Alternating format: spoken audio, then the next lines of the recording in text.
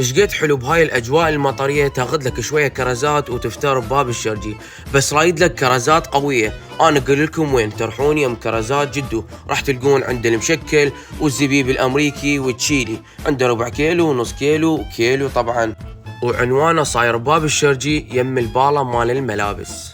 وبعد رحنا غدنا الكرزات وقبل توجهنا لحديقة الأمة، وهاي الورود استقبلتكم يا ورود.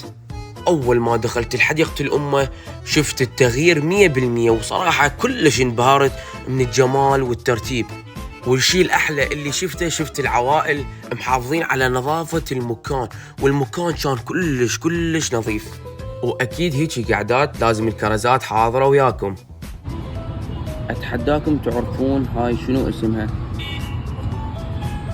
واكيد من تخلص تروح تاخذ جوله بالباله، وهنا من ابوك يقول لك جيب شو اسمه، هنا تلقوني شو اسمه.